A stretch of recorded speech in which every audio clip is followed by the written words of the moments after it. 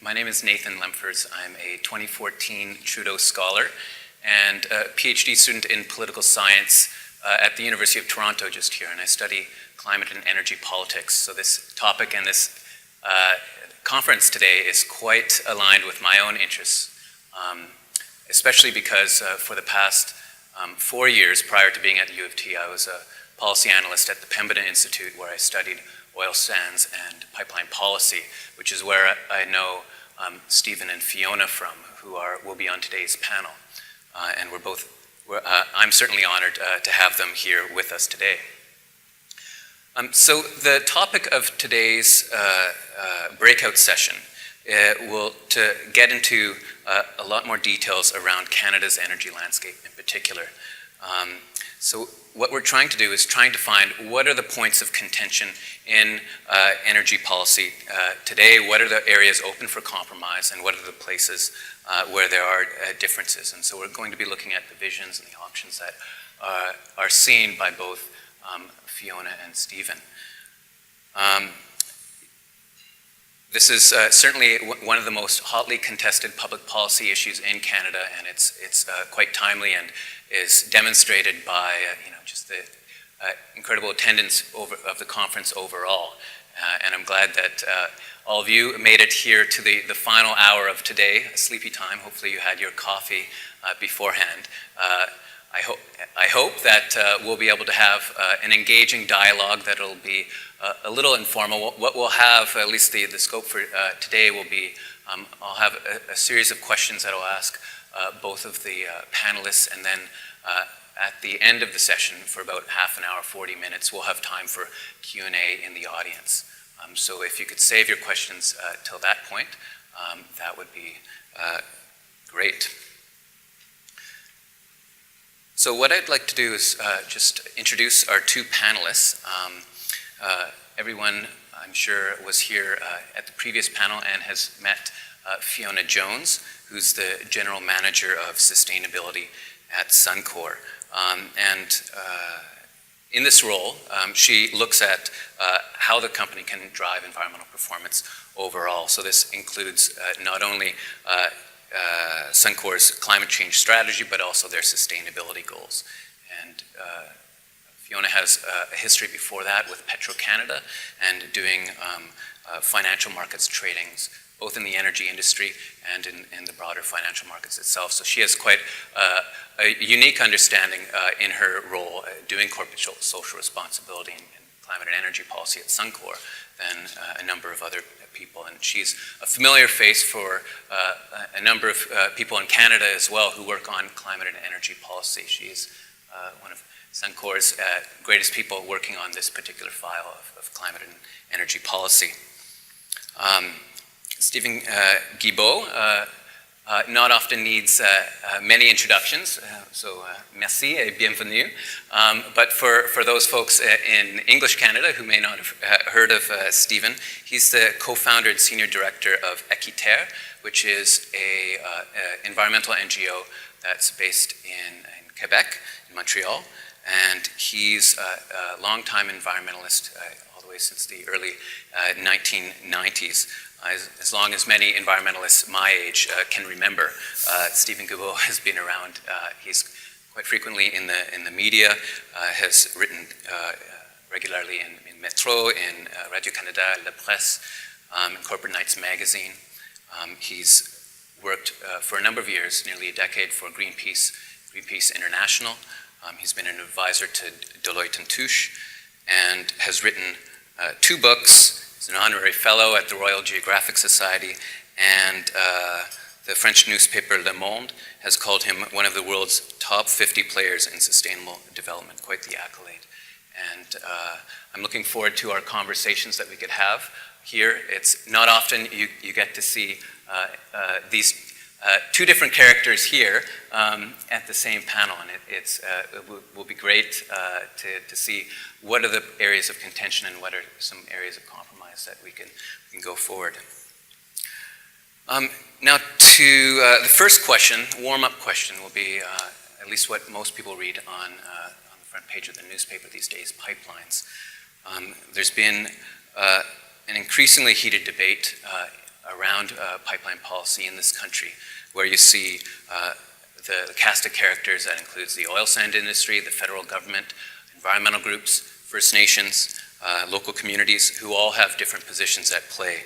The oil sands industry wants to have access to their markets. The federal government wants to speed up energy development, potentially rewrite environmental legislation and spend considerable political capital on the oil sands industry. You have Indigenous communities who are concerned about their communities, to their territories, and concerned about seeing their communities thrive and prosper as well. And you have environmental groups trying to link these pipelines to to what the pipelines are connected to. So to the upstream environmental impacts from the oil sands, the climate change impacts, and also downstream when those fuels are actually being combusted in engines and things like that. So my question to both of you is, what will it take to break the impact that currently frustrates all these groups when it comes to pipeline development? What do you think is needed from your perspective, wearing your hat, from your organizations, is needed to find a solution? And is there anything that your organization is doing to find a solution in that? Fiona, do you want to start? Yeah, I mean, for us, pipeline access is obviously fairly important, and we certainly support the idea of pipelines over any other form of transport, because it's, you know, a significantly safer method of moving, safer and more economic method of moving product. And, you know, the whole issue of pipelines has become really a lightning rod for issues that go well beyond the projects themselves. There's absolutely no question. Certainly, you know, one of those issues is the treaty and constitutional rights of Indigenous people, and that is one issue that does need to be addressed. I think, you know, the line of sight to benefits of development generally is weak, and I think that line of sight has got even weaker. And so this, I think, you know, is a real sort of wake-up call and a need to move on that file for sure. And then another one, obviously, is you know, that it's become a symbol of lock-in on a long-term basis to the hydrocarbon energy system, and that, you know, if you can create barriers or economic costs to market access, that you can shape the supply, and in that way, you know, affect the market dynamics. The result of it really has been that, you know, a lot more crude is moving by rail. And an interesting statistic is that last year, about twice the amount of crude moved down to the US Gulf Coast by rail out from Canada than had done the year before. So, you know, one of the issues that really becomes very apparent quite quickly is that if the demand is still there, that the market dynamics sort themselves out very, very quickly. And, you know, when we look at this situation and say, okay, you know, the production is still taking place, the demand is still there, and yet, you know, we've got a lot of opposition to pipelines. Towards the end of the presentation, or end of the conversation, we'll have time for questions.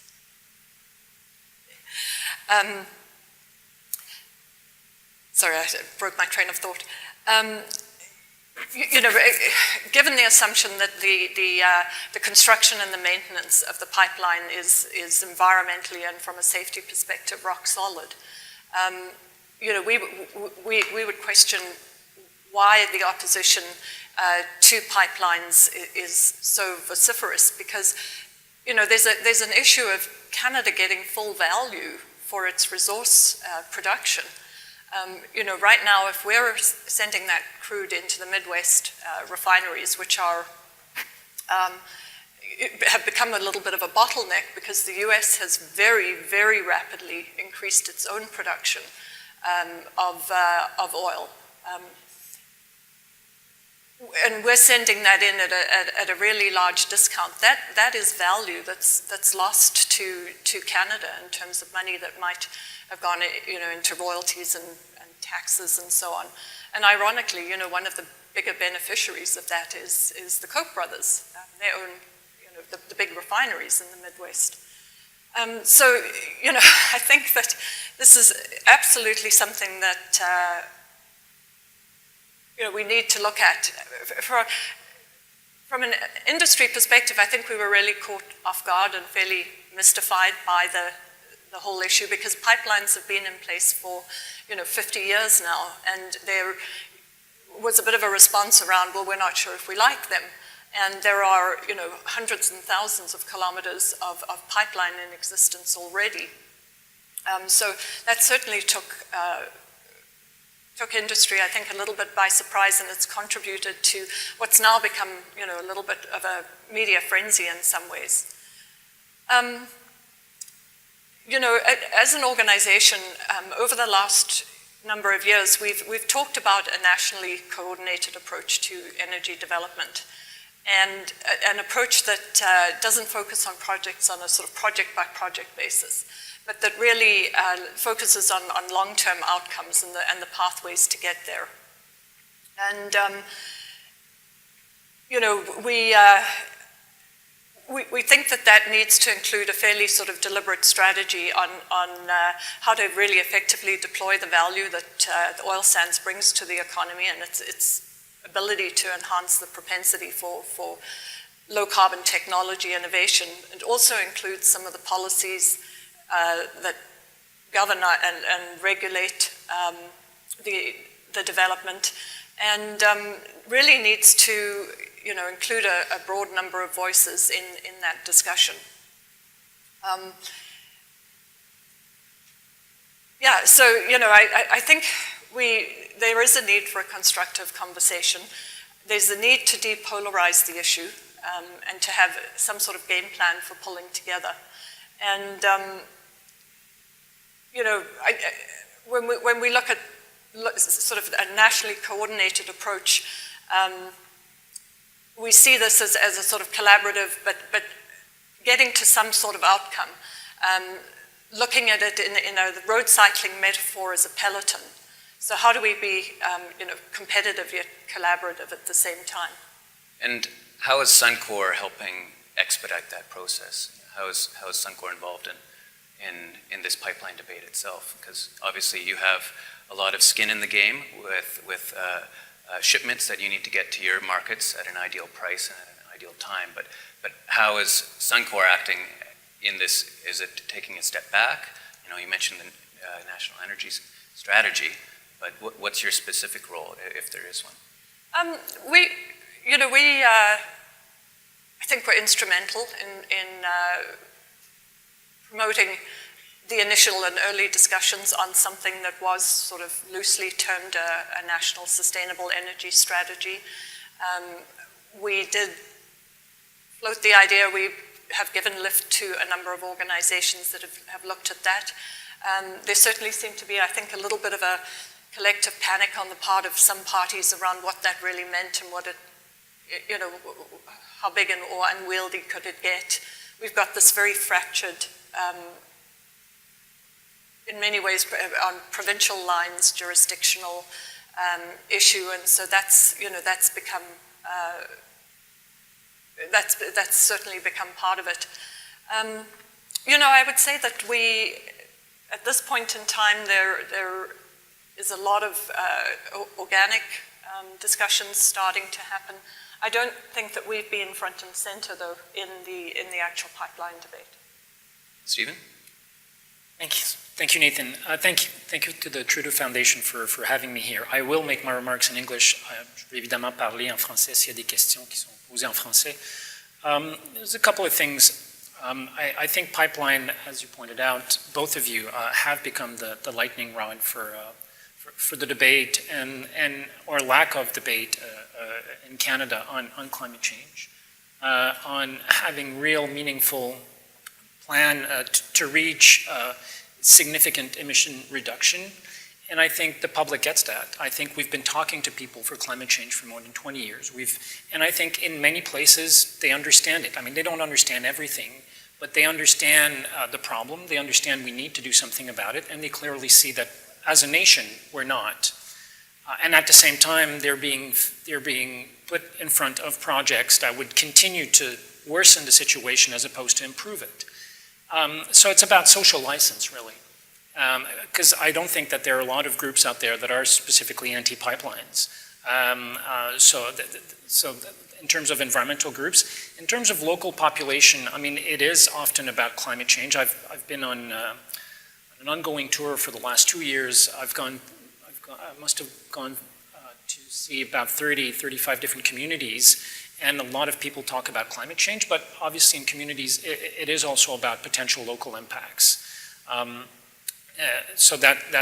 these are two different and separate things, and it's not just about pipeline in that case, but it's also about rail, and we're seeing that there is a growing opposition to oil being transported by rail, rail terminals being opposed. So what's happening to pipeline is going to be happening to the rail as well. There's going to be growing opposition. We're seeing mayors, certainly post-Lac Mégantic, being very worried, not just in Quebec, but across the country and in North America, generally speaking, about what's being transported in their community, how little information they have about that, about the fact that transportation companies refuse to give information.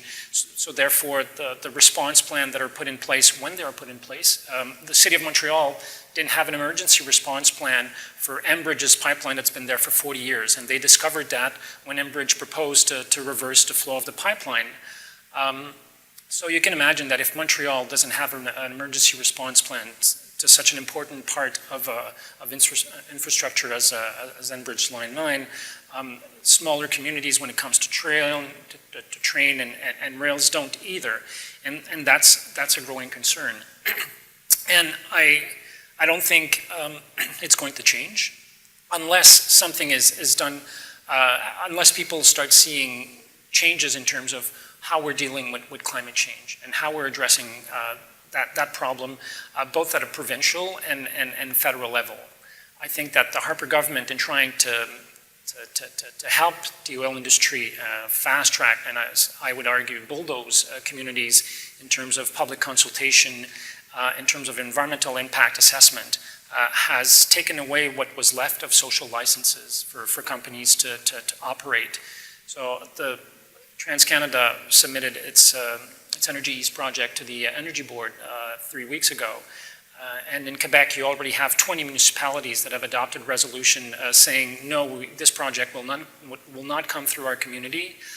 We have petitions that have been signed by over 100,000 people. In Quebec, we have a bunch of institutions going from the Montreal Board of Trade. I mean, I don't know about you, but I've rarely seen in my life Board of Trades come out against economic development project, yet that's what's happening because of the way some of these that project specifically is being brought forward. And it's not going to change unless something is done, and people won't change their mind, and we can talk about all the national federal energy policy we want, unless people see something meaningful in terms of how we're dealing with climate change, then the opposition will not only continue, but it will increase. People understand that they need energy, but more and more people understand that maybe the energy they can get it otherwise, and that this oil is not necessarily for them. Obviously, with the point you're making about making more money for Canadians is true, but Energy East, even Suncor in Montreal was saying that they needed the oil that would be coming through the Enbridge pipeline. They didn't get. It's not happening yet through the pipeline. It's starting to come by train. And the first thing they did when they started receiving that oil that was so needed for the Montreal refinery was to put it on ships to export it outside of Canada. So there is a gap between what people are being told and what is actually happening. And what are we doing about it? Well, Équiterre has been one of the organizations at the forefront of that debate. We've in fact been targeted by by Edelman in their proposal to TransCanada in terms of the PR strategy that should be adopted, and I was personally mentioned in those documents as well. So clearly, it seems we're having an impact, and that's what we want. I mean, that's what we're trying to do. We're trying to force the conversation upon companies around dealing with climate change and greenhouse gas emissions, specifically from the tar sands, and we're trying to force that conversation upon the federal government as well, and in our own provinces. And it's clearly working. I mean, Quebec, Ontario coming out with 7 conditions to the approval of Energy East. And this is, I think, only the beginning. Thank you. And thank you. If there's anything that you guys want to respond to one another, please feel free to do that. I want it to be a dialogue as well. I think I did that. Yeah. No, I think you did. You're welcome to do it too. Yeah. The next question will be on oil sands and the impacts writ large. And this is something that was partially brought up this morning by Sephora Berman, who talked about the pace and scale of energy development that's currently happening in the oil sands. And one of the major contentions that I found working as a policy analyst on this issues was the disconnect between industry on one side and environmental groups and local communities on the other, where companies have their mineral lease, they're developing their assets in the ground, and it's challenging to make the case to think beyond their leaseholder, to look at the larger regional impacts, whereas environmental groups are often concerned about watersheds, airsheds, about the global challenge of climate change, which extends far beyond any sort of mine site lease or oil and gas lease. And my question is to both of the panelists, at what point do you think it's in a company's best interest to be advocating for stronger cumulative effects management?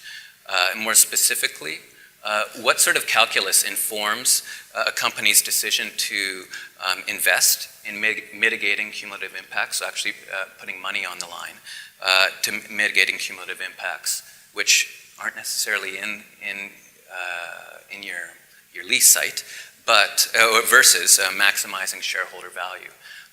And I'm curious about what informs that particular decision. And in the case of the oil sands, there's relatively lax, in my opinion, cumulative effects management. There's a need there's room for improvement, let's just say. And I'm curious what you think advocacy for stronger environmental impacts would look like in that situation for your particular organizations. Yeah, I mean, it's a difficult thing for an individual organization to balance off. When we apply for regulatory approval, we do go through a very rigorous impact assessment where the impacts that we are forecasting for our specific project are looked at in relation to the cumulative impacts of the region, and are assessed against those thresholds. And so, while we obviously have a role in ensuring that our cumulative effects our input to that process is managed appropriately, it's a fundamentally different one for us to manage, and often it's driven by how fast the owner, which really is the resource, actually wants that resource to be developed. So there are some constraints in terms of us and with the leases that we have and how long we can hang on to them. The province of Alberta has, in conjunction with Environment Canada, has developed the long-term regional environmental monitoring program called the Joint Oil Sands Monitoring Program to provide a clear understanding of where the potential impacts might be occurring and so that the causes can be managed. The process, I think, has taken some time to find its feet. I think that there was initially an expectation that there would be a little bit of a sort of fire and rebirth of all of the old existing monitoring approaches that had been used, and that hasn't really happened, so it's been a little bit more incremental. But, and I think that there's also been some capacity issues. These are, relatively difficult issues to get to grips with. And it's tough for us because we're supposed to be at arm's length, although we certainly could support that process. But, I do think that that process will be a world-class monitoring process, over time. We're certainly one of the most closely monitored, and we have some of the most transparent reporting of all of all cumulative impacts, in many different jurisdictions. And I think that will, serve us well in the long run. I wanted to talk a little bit about the decision making and in terms of how we look at decision making. And I think one of the critical things from our perspective is that resource intensity is a high cost for us. So whether it's using energy, more energy, clearly a major cost there. Handling and treatment of water is another cost because of the energy utilized. So, we tend to try and look at our operations and the environmental decisions that we make around where can we add value through cutting costs, and rather than look at it from a more altruistic perspective, because I think that when we start to look at the cost of any of these different environmental impacts, waste is something that we've paid for to come through our door in the first place. So, how can we minimize waste coming in and waste that we have to manage? That tends to be, for us, a very powerful driver. And the other thing is trying to look at our facilities in a bit more of a systems-based approach, so that, where we may have a specific issue at one facility, if there is a way that we can look at various different facilities in the area, for instance, with our regional water management approach, we've looked at how we can better use wastewater from one facility as an input to another facility, and through that take out the cost of the handling and treating that water that would be required if we had to use it on our own facility. So, those I think are really the some of the big drivers for us. I think we certainly do feel that effective regulation is in our best interests. We do have rub spots with the regulator sometimes where, we see a very prescriptive or a very specific approach to how the regulation is being set. And for us, we really like to look at an outcome-based approach and to be given the flexibility to achieve that outcome. Again, is where we can manage our own costs sometimes a little bit more effectively, or the freedom to try different options and see what works the most effectively. I mean, I'm from Quebec, obviously, so this is something I don't follow as closely as you did it in one part of in your life. But I think it boils down to a crisis in confidence in our institutions, globally speaking, in Canada, and the feeling by a growing portion of the population that we can't trust many of these institutions. They're supposed to be there to be on the lookout for the public good. If I remember correctly, Alberta's regulatory authorities have never turned down any lease demand for oil sands development. Am I? Or they've turned down? They haven't turned down any projects. They haven't turned down any projects. I'm sure there must be some good projects out there. I sincerely doubt that all of them are good projects, and we've seen other regulatory bodies. I'm more familiar with examples in Quebec. We have a public evaluations bureau that does also public consultation, environmental impact assessment of different kinds of projects, and sometimes they say yes, and sometimes they say no. And obviously project promoters, the government, aren't particularly happy when they say no, but there's a very high level, a very high degree of public trust in that institution, because people feel, first, it's very user-friendly. Anybody can go there and have their 20 minutes with the environmental commissioners. They can present, they can present a 20, 40-page paper if they want. They can just come there and say what they have to say, just like any groups would be able to. So it's very user-friendly. On the one hand, I remember seeing a paper by a journalist comparing, looking at how complicated it is to fill in the form to ask the permission to participate in hearings at the National Energy Board. And it turns out it's actually more complicated filling the form to ask to participate, which doesn't mean you will be allowed to participate, than to fill in the form to become a Canadian citizen. And it's true, I think it was in Toronto Star that they actually did the exercise. There are many of the examples where people start losing trust. They become highly cynical of processes we've put in place, both at the federal and at the provincial level.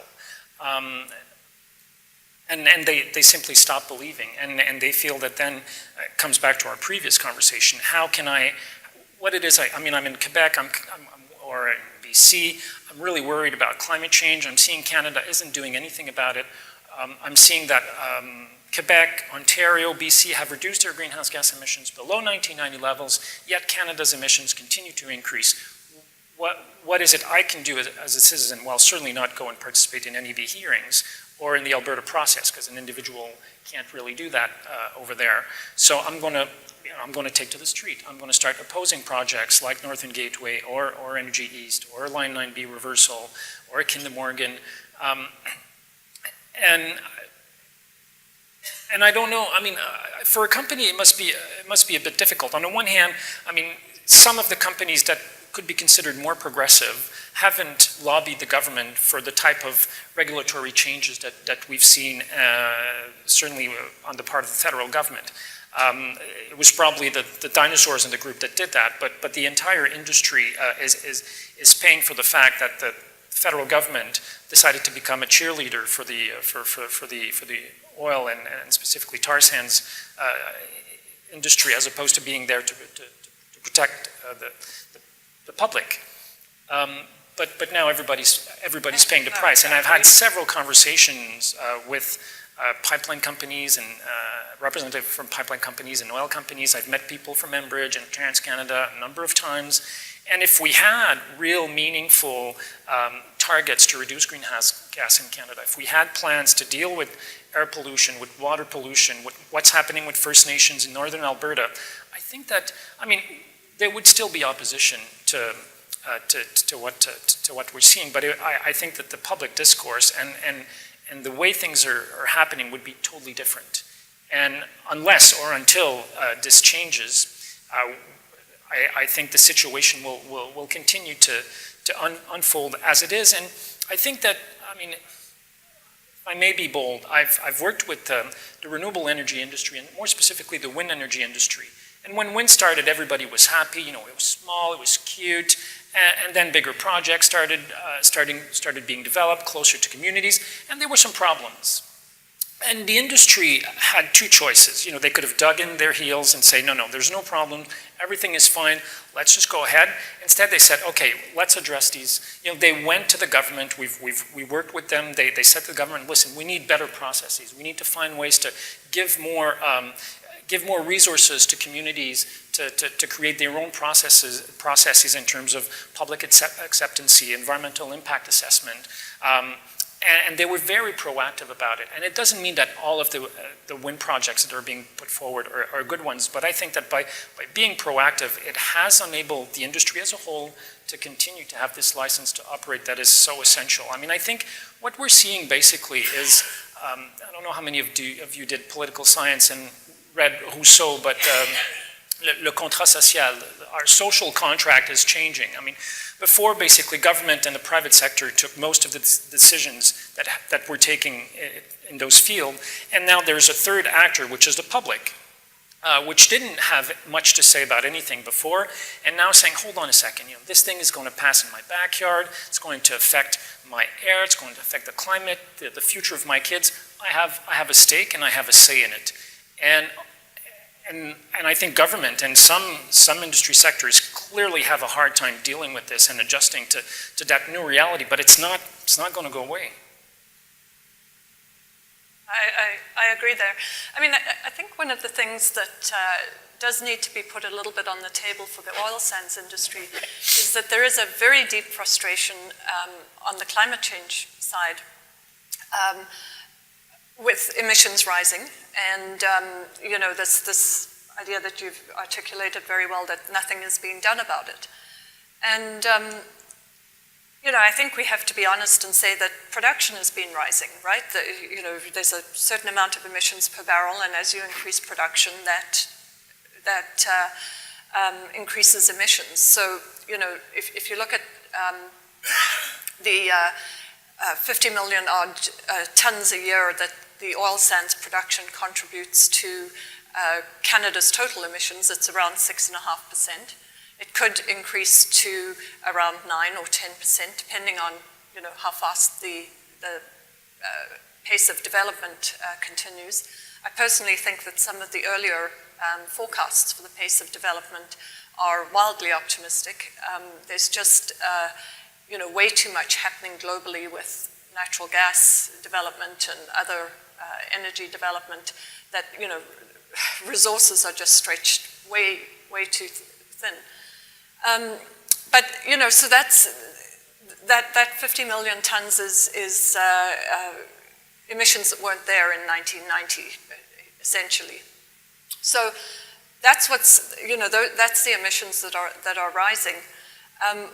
What we're trying to deal with is the intensity per barrel of the emissions, and I think there's a certain amount of frustration, a feeling that if there were just a rigorous enough policy, that those emissions would disappear, that we are holding some kind of solution in our back pocket that's going to cost us a lot of money, and that as soon as we've got an effective regulation, we'll pull it out and implement it. And that just is not the case, and that's part of the reason for the kind of impasse. Our facilities power off natural gas cogeneration, which is a very energy efficient source of energy. There isn't a lot that we can do beyond that. We certainly couldn't use low-grade heat or intermittent energy. We're very much driven by energy input prices to be as efficient as we can be, and our processes are much the same as most major industrial processes. Boiler efficiency is pretty high, and so we optimize energy efficiency as much as we can. There are a number of alternatives that we're looking at that would create a real step change to how we produce our oil. And we're putting a lot of resources into that, and but it's going to take time. It's very difficult to pilot potential technology on a facility that has a capital cost of a couple of $2 billion. The shareholder tolerance to do that just really isn't there. So we're moving towards being, incrementally introducing some of these new technologies as we add, well pads to our facilities and trying to test them. We would hope at some point, certainly with in situ, that we could, if we can take steam out of the process and not introduce any other unintended consequences, that we could actually become a fairly low carbon producer of oil. That's not going to get around the fact that, if we're growing production, we'll still be adding emissions. Well, it's nice to see that both of you agree that, that we need effective climate regulation in Canada, and that, you know, I think everyone would agree that there's a crisis in confidence in a lot of the current government to put in something like that at the national level.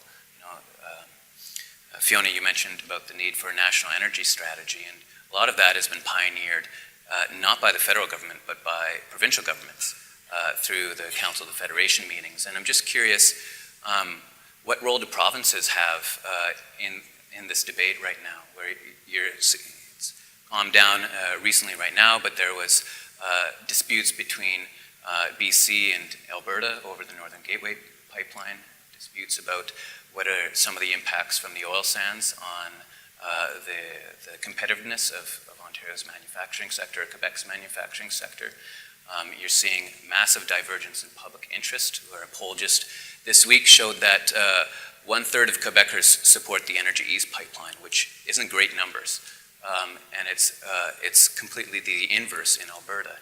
And I'm just wondering, given the federal government right now, what do you think the role is of provincial governments in that? Stephen, did you want to start? Just before coming here, I was at the press conference from both Premier Wynne and Couillard after their joint cabinet meeting. There were four agreements that were signed during that press conference. One about increasing electricity exchanges between Quebec and Ontario in peak demand times in both provinces, so in summertime in Ontario and wintertime in Quebec. One on imposing the same 7 conditions to the Energy East Trans-Canada pipeline project, and the third one on increasing their collaboration on climate change, talking about the need to develop a lower carbon economy, looking at carbon pricing. Quebec obviously has a carbon pricing mechanism through the WCI. Ontario doesn't at this point, but has been talking about it a fair bit over the past couple of months. I think that what leadership we've seen in Canada on climate change has largely come from municipalities and provinces.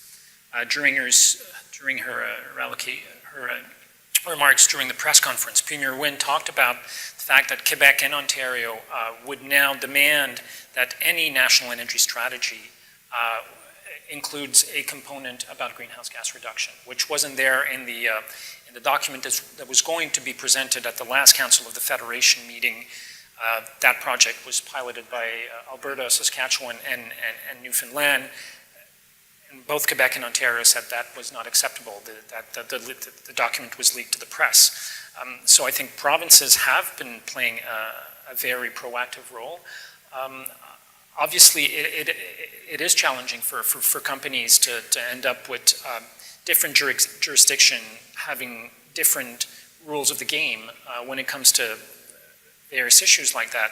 And it's unfortunate, but again, if we had a federal government that was doing what it's supposed to do, you guys might not be in that mess, but the reality is that in the absence, and nothing is going to change in the near term, we'll have to see after the next federal election what happens, but in the near term, nothing is going to change, and this situation is just going to continue. I think that the provinces are a lot more active on the climate change file. And really from a national operator's perspective, our worst nightmare has come true. From the perspective that we have operations in 4 or 5 different provinces. So we're looking at a patchwork quilt of different types of regulations, because the regulations that are being proposed and promulgated are all really designed around regional energy priorities and economic priorities. And we're also seeing, in terms of the way that the federal government is approaching their equivalency agreements with the province, fracturing across the sectors. So different sectors are being treated with different types of approaches. And we are in oil and gas production, we're in our biofuel refining falls under the chemical sector, and then we also have, a play in the power sector with some of our cogen units that might fall under the natural gas power regulation, and some of them within our own fence line will fall under oil and gas. So, that's a pretty tough situation to deal with, from just getting your arms around how to manage your exposure and how to sort of optimize opportunities that you might have in one area against another, and so in that way reduce your overall cost of compliance and make it more low cost. You know, if we could, if we did hit a home run in the oil sands, in terms of some breakthrough technology, could we use that in our refining industry, which is a much more mature industry where there's not as much scope for technology, not when you have a very fractured patchwork quilt of regulation. One final question I had before we open up the floor to questions was about the topic, weathering change. You know, one way to weather change is to increase the resilience of systems through diversity. So you could have diverse products, diverse species, diverse genetics or technologies, diverse policy tools. Yet diverse voices has been a challenge in Canada, at least ones that have been legitimate. And when it comes to Canada's energy landscapes and debate around climate and energy policy, environmental groups and certainly other civil society groups have claimed that the federal government has sought to marginalize them and decrease the diversity of voices in this debate. And I'm curious for each of our speakers today, to what extent do you agree with this claim that the need for diverse voices and solutions is at odds with the federal government's relationship with environmental groups? And if that's true, and feel free to disagree with that presupposition, then what are the long-term implications of limiting democratic debate in Canada at the federal level on these energy and climate policy discussions? What are some of the impacts of that? I think I've been talking about this for the last hour or so. There has been some interesting and positive developments in Canada. We're seeing different actors getting together to start working on things like a greener economy. One of them in Quebec called Switch, where you have people from the private sector, venture capitalists, trade unions, environmental groups, working together on things like a greener fiscal system, the need to reduce our oil consumption, the need to reduce our carbon footprint.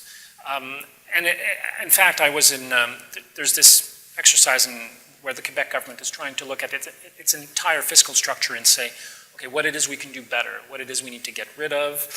And this group decided to put in a proposal, and we created a working group. And the co-chairs of the working group were myself and the CEO of basically the equivalent of the Quebec Federation of Boards of Trade. And we went and presented a joint paper proposing to the Quebec government that this fiscal reform that they were looking at needed to be looked at from a green fiscal reform perspective.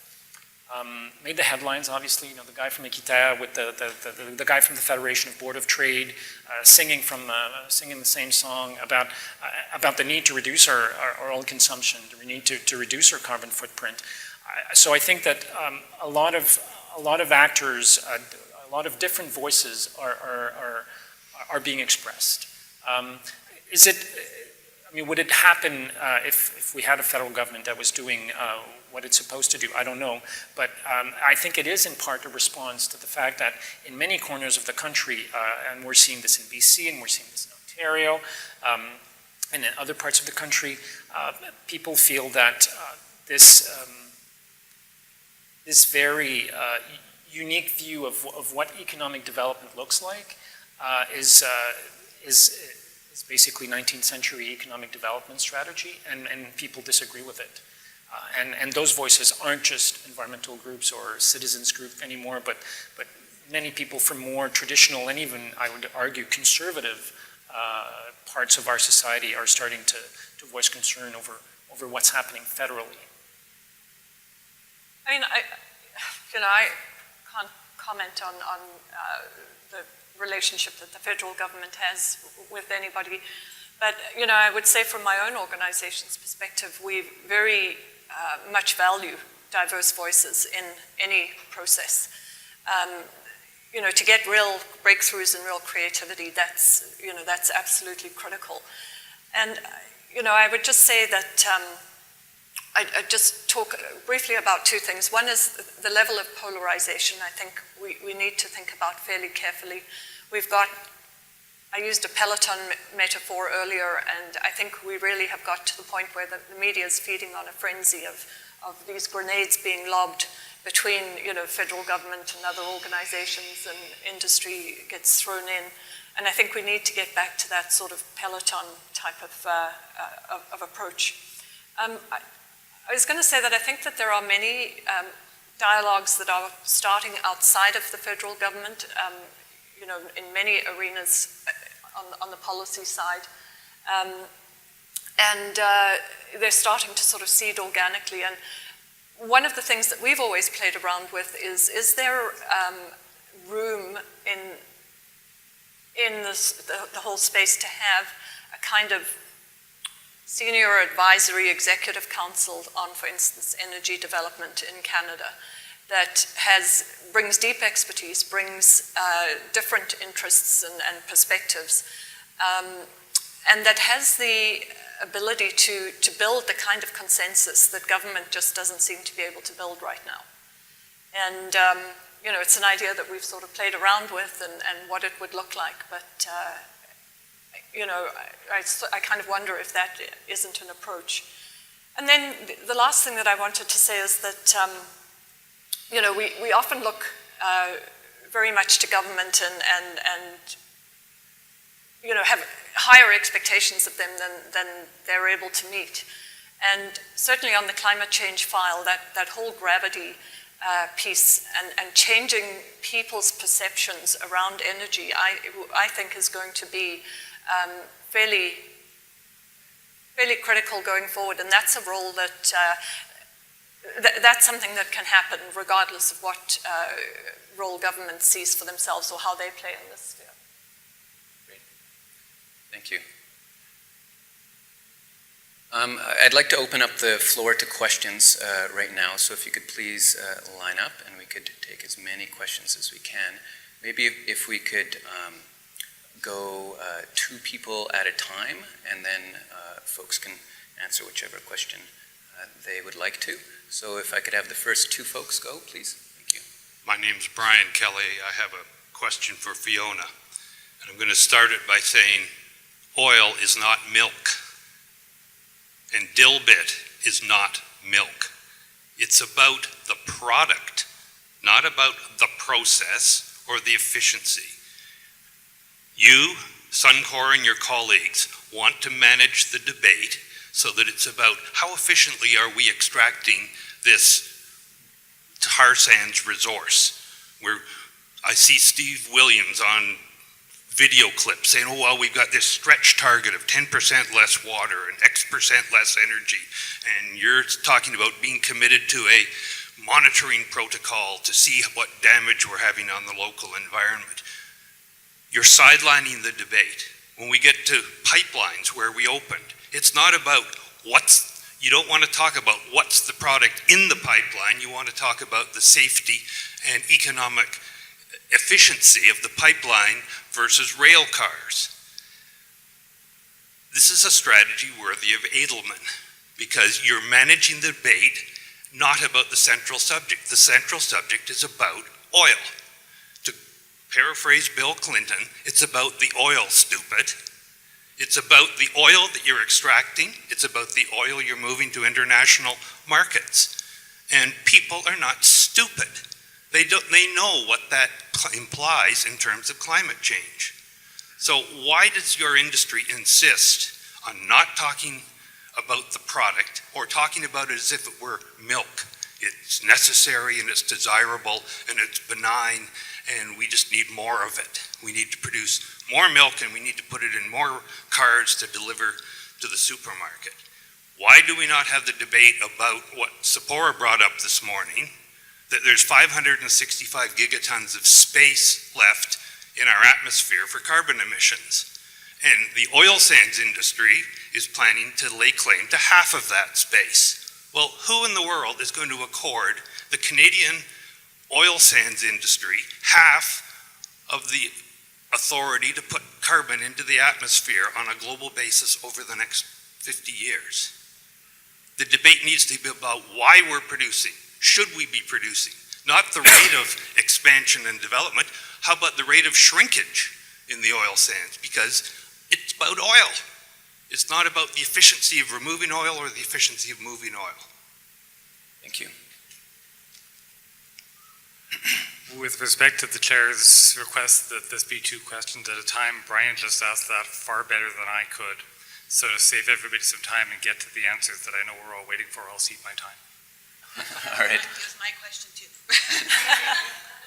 All right. Okay. Fiona? Well, should I ask my question, or would you prefer? Does that count? No, he gave away his question, so. Okay. All right, sounds good. Look, your perspective is absolutely valid. I'm not here to try and declare and defend that a position. The fundamental issue is hydrocarbon energy is the energy system that we have right now, and it hasn't sort of got there by accident. It's got there because of an incredible energy and density, and characteristics that have enabled us to transport it and store it and so on. So the question is, what do we actually do right now? Do we just turn the taps off?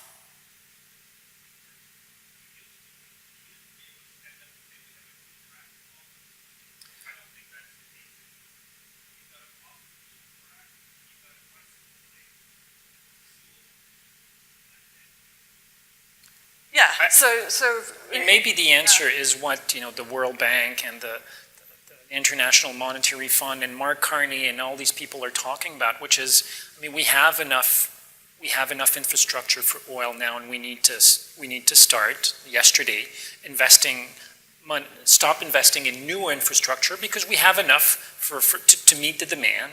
And in fact, we have too much, but let's stop investing in new infrastructure and put our money elsewhere. And if we want to make our communities in our city more climate resilient, we are going to need, and Stuart was talking about that earlier, we are going to need to invest large sums of money. And some of it will come from the private sector, a lot of it will have to come from the public sector. If our governments keep subsidizing and funding fossil fuel infrastructure, it won't happen. Sustainable development is about making choices, about choosing to do this and not choosing to do that. We can't continue, and I think our failure to achieve the type of greenhouse gas reduction levels that have been needed is we thought we could reduce our emissions by doing a little bit more of wind and a little bit more of solar and a little bit more energy efficiency and a little bit more transit without touching what we're doing, our investment in the fossil fuel sector. And obviously we're failing. We have to tackle that, and if we don't do that, then we won't meet our climate change targets.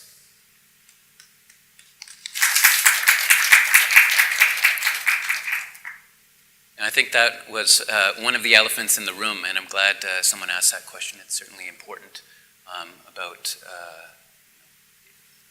the core business of fossil fuel companies is fossil fuels, and that's one of the things that's certainly linked to climate change. And the question was asked earlier, and I won't ask it again. It's just something to think about. But what is the possibility of fossil fuel companies transforming or diversifying into other sources of energy? Fiona, you said Suncor had that and has that to some extent. BP tried to go beyond petroleum, not as much these days. But what is the possibility? That's what I'm curious. What is the possibility of those companies, your companies like Suncor, the largest oil and gas company in Canada, to be able to do that? And I think I haven't necessarily heard the answer yet tonight. Well, you know, I think it is something that we kind of grapple with.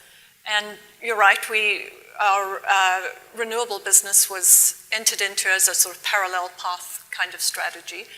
And we have steadily increased our investment in it, but we haven't actually made it a core part of the business. There's absolutely no question. I do agree with you there. And a large part of it has to do with economics and with shareholders and where they want to see us place big bets. And I mentioned in an earlier panel that, you know, we seem to have sort of two solitudes when we talk to shareholders. There are some shareholders that have got, you know, a fairly clear expectation that we will move in that direction. There are other shareholders that really look at us as being an oil sands play and have a fairly clear perspective that oil is going to be, whether, you know, we like it or not, oil is going to be in demand for enough time to come that the risk is, from their perspective, is manageable. And if we were to start taking some big riskier bets on some renewable energy and bringing in, you know, at this point in time, lower returns, they might, you know, head for the door fairly fast. So, yeah, you know, I think the comment that I made as well earlier is that we really need to determine our own strategy and explain that strategy to shareholders. And I think that that needs a you know, fairly close look at our capability of getting into some of these other markets,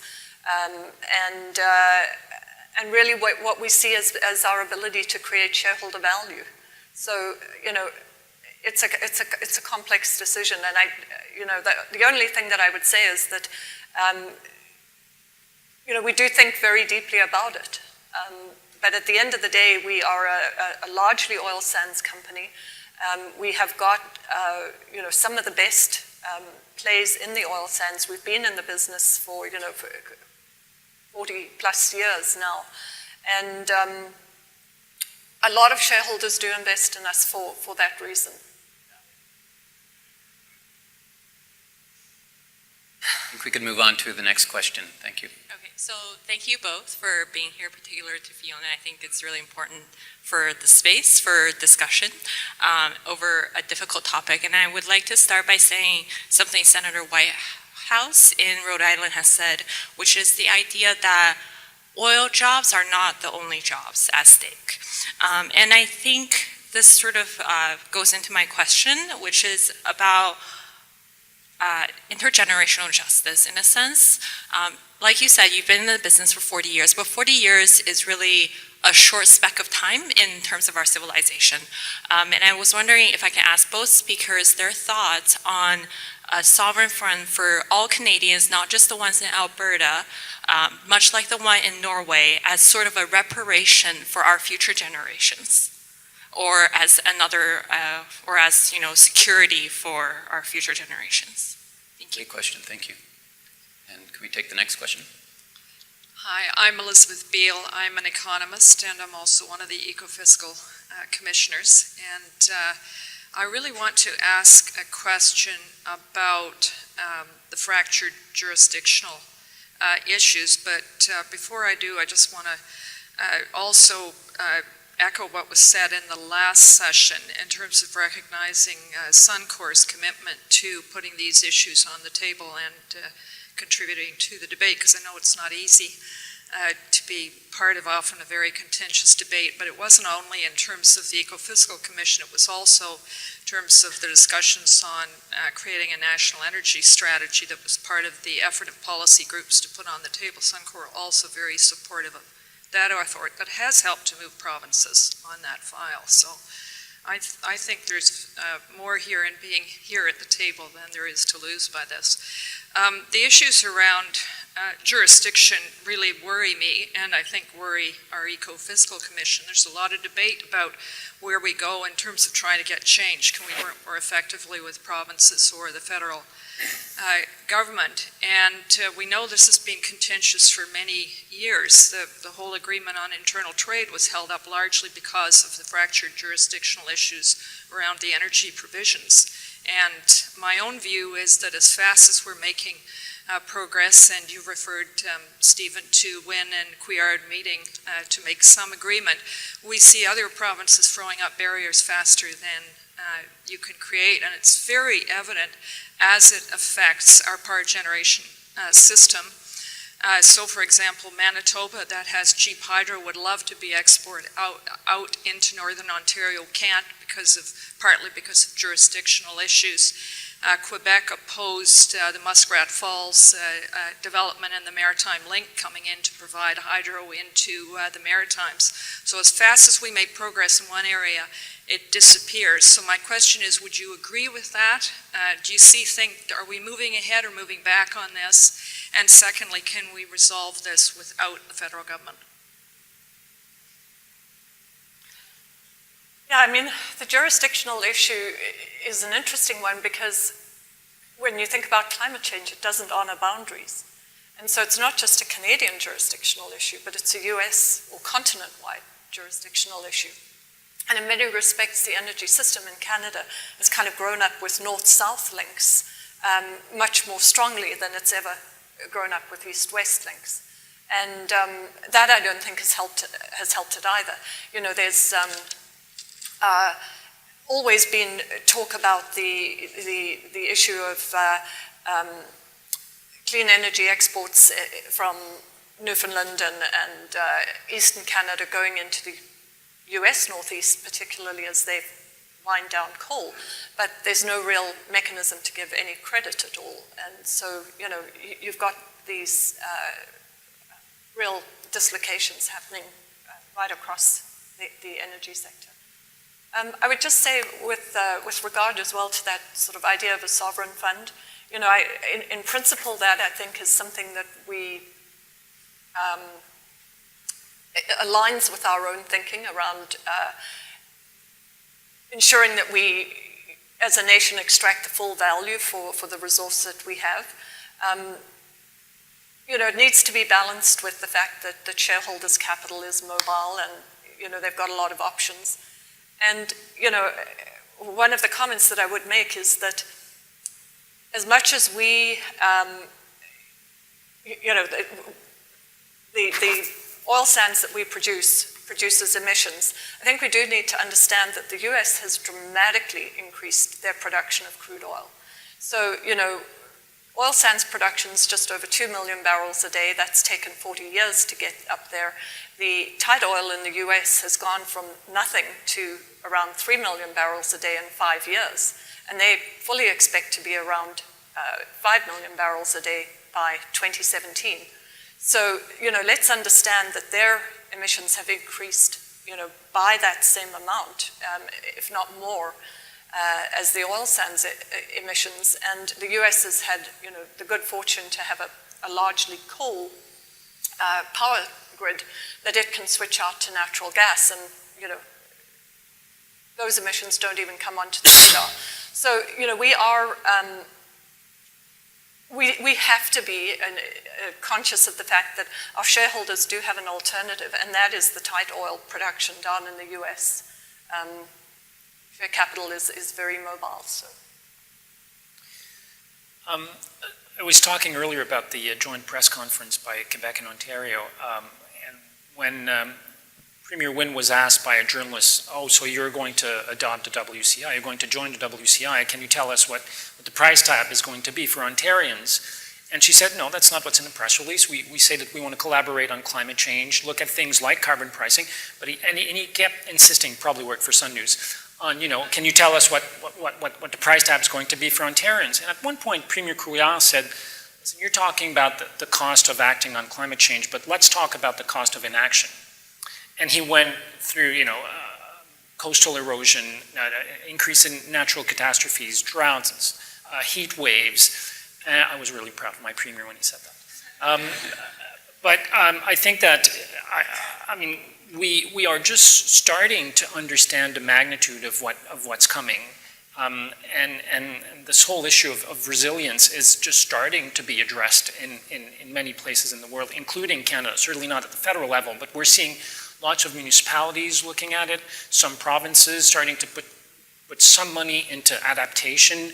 It's still very, very timid, but this idea that we will need some kind of national, federal fund to deal with the impacts of climate change, to deal with how we will adapt, because we've been talking largely about mitigation so far, but it is a very important issue, and it is, as we would say in French, le parent pauvre.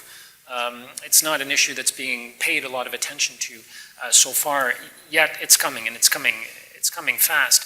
In terms of the second, your question, I mean, I'm so old that I remember a time where the federal government and provinces used to talk about this. That was so long ago, you know. There was this thing called the Joint Ministers' Meeting. So you had federal, territorial, provincial ministers of the environment, energy, meeting together. It was 2-3 times a year talking about energy and climate change, I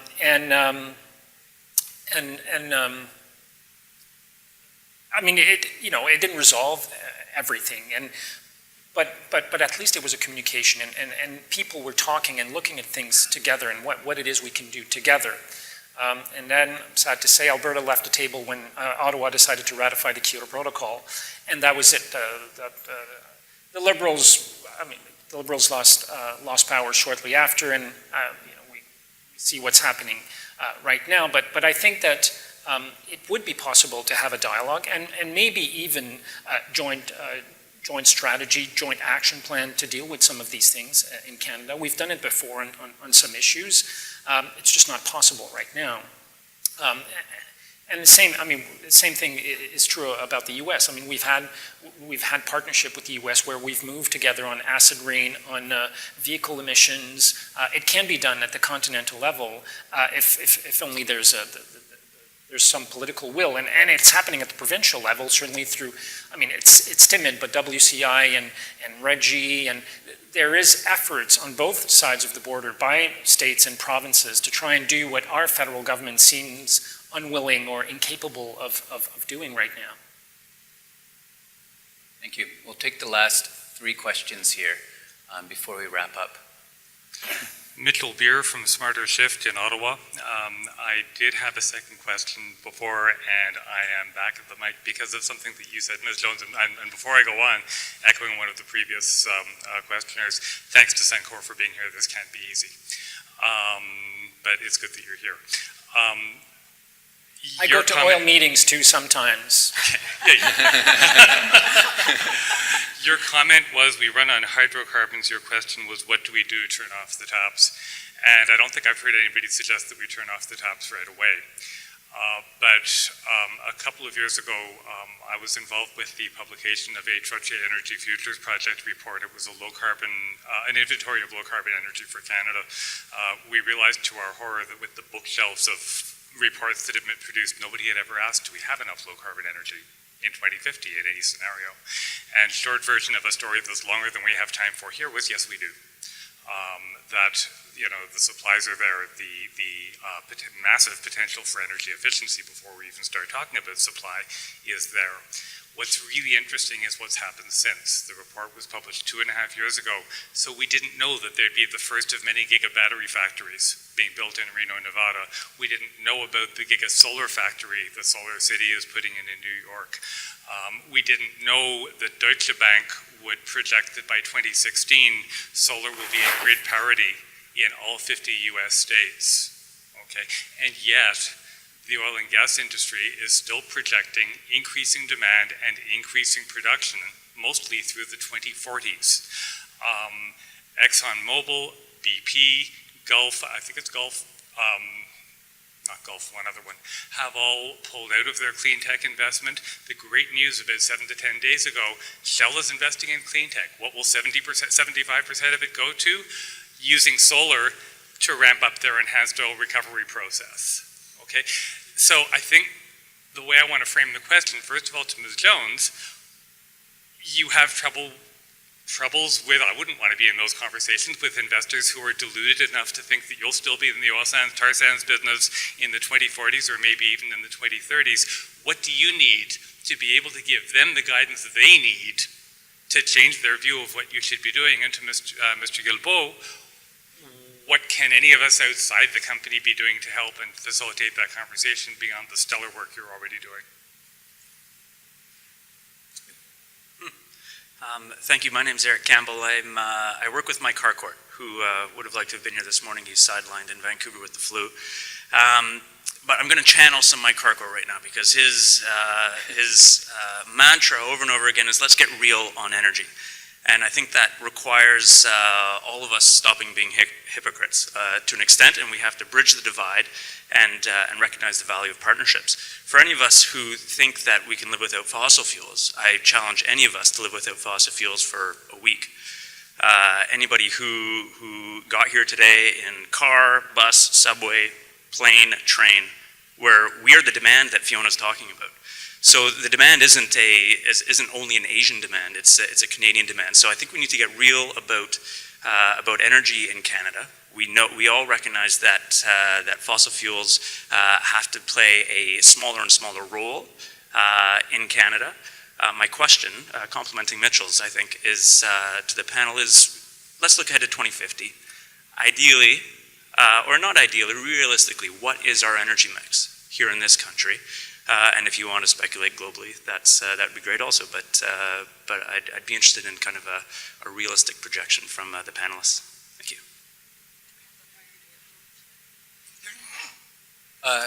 Let's go with the third one. Pascal Lagacé, Resolute Forest Products. My question is for Stephen Guilbeault.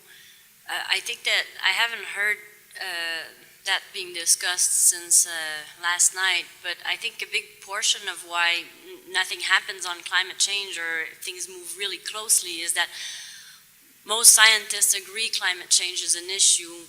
All environmental groups believe it's an issue. Many large companies believe it's an issue. But the problem is that the average Canadian, the average North American wants a big house in the suburbs and wants to drive a large SUV to work every day. They don't want to use the subway or bike to work. So how do we address that? I don't think things are going to change very fast, because they all say they're against climate change, but they don't want to pay a personal price. They're all for large companies making the changes. And how do you address that? How do you make people be ready to pay their share of climate change? Great, thank you. And if I could ask Stephen and Fiona, it is 5 o'clock, and I promised Let's go out. yeah, I broke that promise already, but we did start a little late, so if I could ask for about 5 minutes of your patience, we could have our panelists address those 3 great questions. Thank you. Maybe I can start in the order the questions were asked. To answer your question, I mean, more and more people are talking about shareholder activism. Going to your financial institution and talking to them about their carbon investment.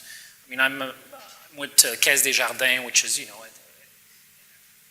co-op, a banking co-op in Quebec, very big, yet their environmental and ethical portfolio are full of fossil fuels, which many of us think doesn't make any sense.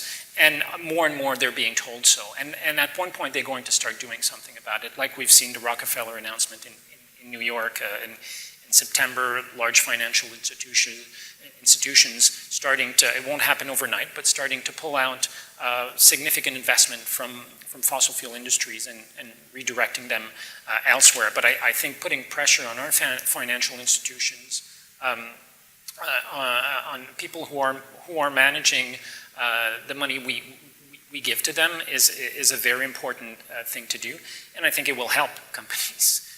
Or at least those companies that want to be proactive about this. I don't think anybody here talked about living without fossil fuel. I think what we're talking about is reducing our fossil fuel dependency. And Equiterre put out a study 3 years ago, looking at how we could reduce in Quebec our oil consumption by 60% by 2030. Ambitious, but feasible, and half of it had to do with urban planning. It wasn't about, it wasn't even about new investment in public transit or technology like the electric vehicle, but about half of the target was rethinking how our cities are organized and how can we facilitate things like cycling and walking, carpooling, putting people closer to the services that they need for their everyday life. So it's not, I mean, and it's not very expensive to do that. I mean, it takes political will. It doesn't happen overnight, but we've seen transformations in many of our municipalities for the better over the course of the last decade in Canada. Very significant changes at very low costs. So these things certainly can be done. What will the energy mix look like 40 years from now?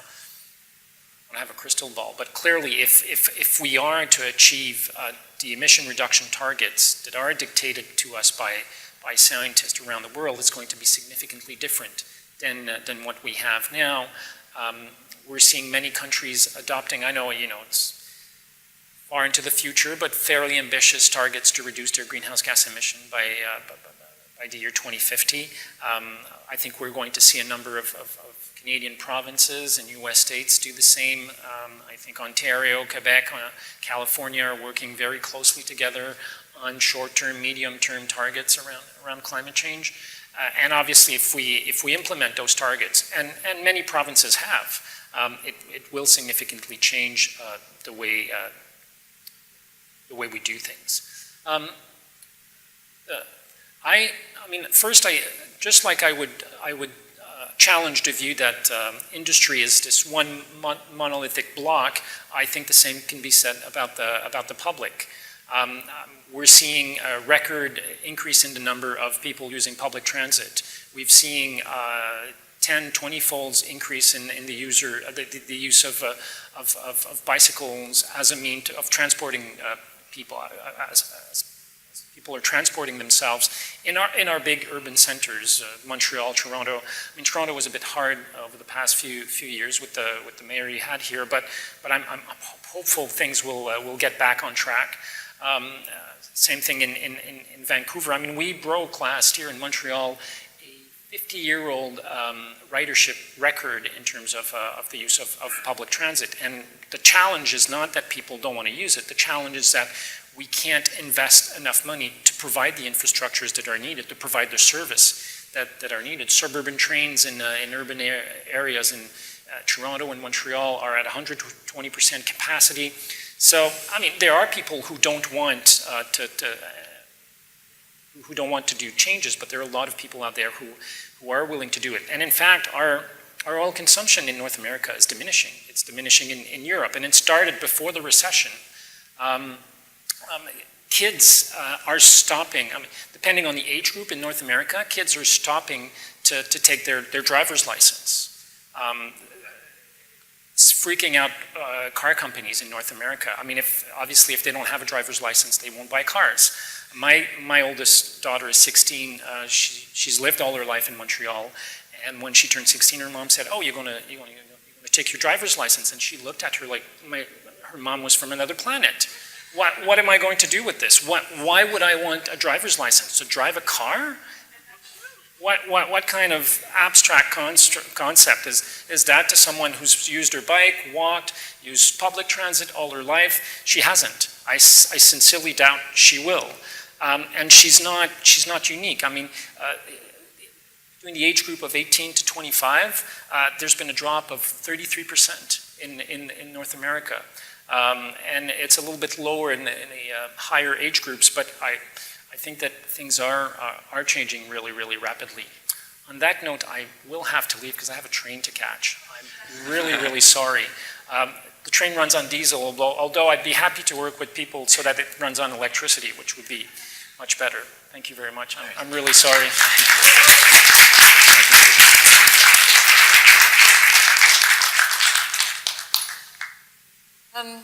Great. Well, I'll try and finish up fairly quickly. In terms of demand forecasts, I absolutely agree. There are a lot of different perspectives out there. We certainly see demand destruction in North America. Vehicle efficiency standards have been very effective. So has biofuel blending. And we also watch population trends a lot. one of the roles that I play in my organization is to remind our executives that what the millennial generation really want is an iPad on wheels. They don't want, their daddy's Mustang to sort of burn up and down the road. So it is something that we are, absolutely engaged with. The fact of the matter is that with population growth forecast to be what it is, and also the number of people that we currently have in energy poverty, that really changes a lot of the dynamic. With regard to the whole demand picture, one of the things that we're going to be engaged with is a process that Chad's Natural Step is looking at in terms of called an energy laboratory, which is really going to be working to look at what the narrative could be for the new energy for the new energy system or the new energy future. And it's something that's going to be very, very uncomfortable for us to be part of, and certainly, we may not like the conclusions and the results as an oil and gas company. But we nonetheless feel that it's very important that we support that kind of initiative and that we also stay very close to it, rather than, declare and defend the fort and things aren't going to change. The more that we engage in different, with people from different perspectives and different ideas, the better it is for us, because that's what risk is. It's keeping your head up and looking out. In terms of the energy mix, I think one of the things that I would say is that the combustion use of oil is definitely going to decline over a long period of time, and there will come a point in time potentially where, my own thinking is that it's further out into the future than some of you may be thinking. But there is an enormous non-combustion use for hydrocarbons. And when you consider that the combustion emissions constitute 80% of the barrel's emissions, if you can shift your production towards, some of the high, very lightweight materials and high-tech materials that are going to be needed for, some of the, or, what we could be looking at in the future, that's a major opportunity, and I don't think it should be overlooked. Climate change is so tough because, as one of the audience members pointed out, it affects all of us. One of the things that I've always felt very strongly is that it should not be managed under an environmental jurisdiction. The consequences may be environmental, but really climate change should be managed and seen as a social, as an economic, as a political issue. And I think that, it's not a linear problem, and it really can't be compared to some of the issues like acid rain, for instance. And just in closing, I would say that I have been, very happy to hear all of your perspectives. These conversations are tough. There's absolutely no question about it. But in my role, I get a lot of value out of hearing everybody's perspectives. So thank you very much. Great. And thank you very much, Fiona. That's one thing that Fiona personally and Suncor as well has been willing to do as long as I've been engaging with them, is to engage their critics. And that's something that they have been able to do, that there's not very many energy companies in Calgary these days who are willing to do that, and Suncor sets itself apart from many of its competitors in being able to do that. So thank you for being here and for taking these questions. And I think we were able to identify some areas of contention and also commonalities as well. What concerns are on the product versus the process, the role of the provincial government or the federal government, whether we should be focusing on short-term or longer-term solutions. These are all things that came up, and there was similarities and differences along each of them. And, thank you all for your patience. I know I went 10 minutes over your time. I apologize. And I believe the next formal sessions now are happening tomorrow morning. So thank you for your patience once again, and have a good evening.